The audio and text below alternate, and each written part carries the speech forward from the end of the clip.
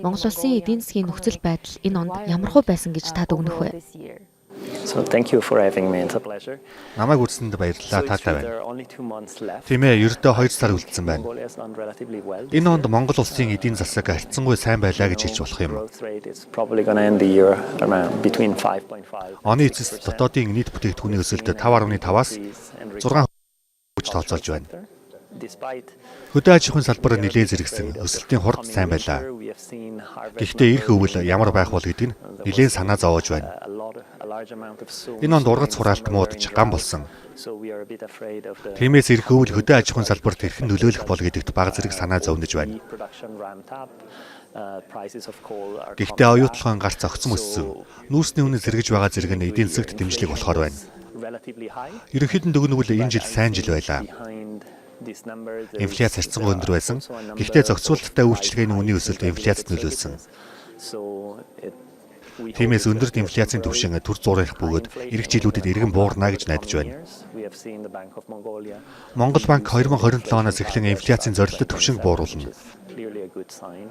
Энэ нь мэдээж сайн тохио. Инфляц 8%-аас буурч, аажмаар 5% ойртох нь Монгол улсын эдийн засагт маш эерэг нөлөөтэй. Mongolian economy. So I think it has been a good year despite the very Тиймээс олон улсад өрнөж байгаа маш олон тодорхойгүй байдлыг үл харгалзан энэ онд Монгол улсын эдийн засаг сайн байлаа гэж бодож байна. Эдийн засгийн өсөлтийг илүү жигд байлгахын тулд аль салбарт хувийн болон төрийн хөрөнгө оруулалт илүү их шаардлагатай вэ? Учир нь Монгол улс уулуурхайн салбарын хөрөнгө оруулалтад ихээхэн төвлөрч байгаа шүү дээ. Маш сонирхолтой мөртлөө хэцүү асуулт байна. and a very difficult question. Учир нь ирээдүйд эдийн засгийн өсөлтийг хангах, эдийн засгийг төрөлжүүлэх томоохон шаардлага байгаа. Growth in the future. Хүн бүрэл Монголын эдийн засгийг хэрхэн төрөлжүүлэх талаараа ярьж байна гэж бодож байна. Talking about how to Мэдээж улсын төсвөр бүх зүйлийг хийж чадахгүй. Төсвийн санхүүжилт хангалттай биш. do everything. Of course there is not enough Мэдээж засгийн газар төсвийн сахилга баттай байж сүүлийн жилүүдэд төсвийг алдагдлгүй батлахад анхаарч байна. fiscal surpluses over the past few years. Энэ хандлага цаашдаж үргэлжлэх төлөвтэй. So I think the government Тиймээс засгийн газар хувийн хөрөнгө оруулагчдыг татах зөв нөхцөлийг бүрдүүлэхэд анхаарлаа хандуулах хэрэгтэй гэж бодож байна. private capital Бодлогын зөв нөхцөл гэдэг нь маш доктортой, тууштай бодлогын орчин гэсэн үг. conditions, it means a Ийм very орчин бүрдүүлэхийн төлөө үнэхээр сайн ажиллах хэрэгтэй. landscape. Энэ нь ирээдүйд хөрөнгө оруулалтыг төрөлжүүлэх гол нөхцөл болно. Because it's going to be a key Сэргээгдэх эрчим хүчний салбарт Монгол улс байр суурь эзлэх маш их боломжит орон зай бий гэж бодож байна. is definitely a space in Азийн хөгжлийн банк эрчим хүчний яамтай нарны эрчим хүчний хэрэглээг дэмжих зөвлөх үйлчилгээний гэрээ байгуулж 118 мегаваттын цахилгаан станцыг дуудлага худалдаанд оруулахад дэмжлэг үзүүлсэн. for helping in auction. Энэ бол үнэхээр сайн мэдээ бөгөөд Монголд сэргээгдэх эрчим хүчийг хөгжүүлэхэд дэмжлэг болно гэж найдаж байна. Unleash renewable Монгол улсад салхи нарны эрчим хүчний асар их нөөц бий. wind for solar. Өөр нэг хөгжүүлэх боломжтой салбар бол хөдөө аж ахуй. Бид хилэлцүүлгийн үеэр махны экспортын боломжийн талаар, тухайлбал вакцинжуулалтын хөтөлбөр, ургамлын 20 цэрийн арга хэмжээний талаар хэлэлцэн. Very Эдгээр нь Монголын эдийн засгийг төрөлжүүлэх боломжтой хамгийн ойрын салбарууд юм. Аж ахуйн нэгжүүдийн төлөөлөл Монгол улсын хууль эрх зүйн орчны талаар дурдсан. Та үүн дээр ямар бодолтой байна вэ? Засгийн газрын бодлого болон хууль эрх зүйн тодорхойгүй байдал нь гадаадын хөрөнгө оруулалтад хэрхэн нөлөөлж болох вэ? I think Түрүүхэн хэлсэнчлэн засгийн газар болон бодлогын тууштай байдал бол хөрөнгө оруулалт татах гол түлхүүр. is key to attract Хөрөнгө оруулалтын шийдвэр гаргахад нөлөөлдөг нэг хүчин зүйл гэж бодож байна. the enabling conditions. So Тиймээс засгийн газар үүнд үнэхээр анхаарлаа хандуулах хэрэгтэй. debate I was giving the Хилцүүлгийн үеэр би стратегийн ордын тухай хуулийг жишээ болгон дурдсан. as I was saying Монгол улсын газар доорх бүх баялаг, Монголын ард түмнийх бөгөөд тэд үүний үр шимийг хүртэх ёстой гэдэгт би бат итгэдэг. should be able to reach Гэтэ засгийн газарт стратегийн орд эзэмшүүлэх хууль гаргалаа гэж бодоход стратегийн орд гэж яг юу хэлэх вэ гэдэг дээр маш тодорхой ойлголттой болох хэрэгтэй. strategic deposit. You have to be Тэгж байж гадны хөрөнгө оруулагчдыг үргээхгүй. buying the strategic deposit. Та эдийн засаг жигд өсгөд түлхэц болох үс хөрөнгө оруулалтын чиглэлүүдийн талаар асуусан шүү дээ. So, you know, you asked a moment ago about investment in Миний бодлоор эхний жишээ нь чухал ашигт балтамлын нийлүүлэлтийн сүлжээ байж болох юм. mineral supply chain. Зөвхөн гадаадын хөрөнгө оруулагчдаас хамааралтай байхаа болгохныг арга нь Монголын санхүүгийн зах зээлийг илүү төрөлжүүлэх явдал. Having only external investors would be to deepen Азийн хөгжлийн банк энэ тал дээр хамтран ажиллаж байгаа. Бид анхны төгрөгөөр нэрлэгдсэн бонд гаргасан. Ингэж санхүүгийн зах зээлийг хөгжүүлснээр хувийн салбарын хоригдлыг ашиглан Монголд өрнөх гэж буй чухал ашигт балтамлын хувьсгалыг санхүүжүүлэх боломжтой болох юм. Эх онд Азийн хөгжлийн банкнаас Монгол улсад хэрэгжүүлэхээр төлөвлөж байгаа бодлогын талаар дэлгэрэнгүй мэдээлэл өгч болох уу?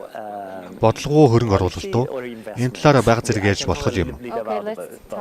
Хөрөнгө оруулалтын талаар ярьцгаая. Бид энэ 7 хоногт засгийн газартай санхүүгийн салбарт хамтран ажиллах хэлцээр байгуулсан. Үүгээрээ ч маш их бахархаж байна. Эдийн засгийг төрөлжүүлэхийн тулд хүмүүн капиталд хөрөнгө оруулах нь маш чухал. Учир нь чадварлаг, боловсролтой иргэд санхүүгийн салбарын эрэлтэд эргээр нөлөөлнө. Энэ ч утгаараа эх жилд төлөвлөсөн санхүүгийн хамтын ажиллагааны хүрээнд 475 сая ам.долларын нийгэм чиглэсэн хөрөнгө оруулалт хийхээр төлөвлөж байна. Үүнээс гадна эрүүл мэндийн салбарт томоохон хөрөнгө оруулалт хийхээр болсон. Энэ хүрээнд 17 эмнэлгийг сайжруулахаар төлөвлөж байгаа. Ингэснээр Улаанбаатарын эмнэлгүүдийн ачааллыг багц улам бууруулах боломжтой. Мөн боловсролын салбарт өндөр дүнтэй хөрөнгө оруулалт хийн. 40 гаруй сургуулийн барилгын ажил эхэлсэн бөгөөд 10 мянган хүүхдийг хичээлийн байраар хангана. Монгол улсад сургуулийн хүртээмжтэй байдал маш дутагдaltaй байгаа шүү дээ. Хүүхдийн тоо жилээр их тусам өсөж байна. Боловсролд хөрөнгө оруулснаар ирээдүйн чадварлаг хөдөлмөр эрхлэгчдийг бүтээнэ. Азийн хөгжлийн банк төвдөд мөн боловсролын чиглэлээр хөрөнгө оруулалт хийсэн. Хамгийн чухал нь сургуулийн хөтөлбөрөөр цаашдын хөдөлмөрийн зах зээлийн эрэлтэд нийцсэн байх явдал. Тийм ч утгаараа маш чухал хөрөнгө оруулалт гэж үзэж байна. Үүнээс гадна бид гамшигын дэсвэртэй байдалд томоохон төсөл хэрэгжүүлэхээр төлөвлөж байгаа. 100 зэрэг гамшигын давтамж харьцангуй ихсэж байгаа шүү дээ. Тиймээс гамшигын дэсвэртэй байдалд анхаарах нь чухлаа гэж бодож байна. How do you think about the outlook for next year's Монгол улсын эх жилийн эдийн засгийн төлөвийг хэрхэн төсөөлж байна вэ? what kind of biggest expectations Эдийн засагт учирч болох томоохон сорилтууд юу байгаа бол? Монголын эдийн засагт маш өөдрөг хүлээлттэй байгаа. Монгол улсад маш их хэмжээний нөөц боломж бий. Ахин хэлэхэд хамгийн гол нь хөрөнгө оруулагчдыг татах нөхцөл боломжийг бүрдүүлэхэд бодлогын тууштай байдал нэн чухал. Үүнээс гадна сэргээгдэх эрчим хүчний салбарыг хөгжүүлэх нь хиймэл оюун болон дата төвүүдийн салбарт хөрөнгө оруулалт татахад ач холбогдолтой. Монгол улсад хангалттай хэмжээний нутаг дэвсгэр байна. Цагуурын нөхцөлч боломжийн. Тиймээс сэргээгдэх эрчим хүч үйлдвэрлэл хямд төсөр өртгөөр хийх боломжтой гэсэн үг. Бүр эрчим хүч экспортлохч боломжтой. Чухал ашигт малтабал нь монголчуудын хувьд маш том боломж бөгөөд Монгол улс одоогоор энэ салбарыг судалж байна.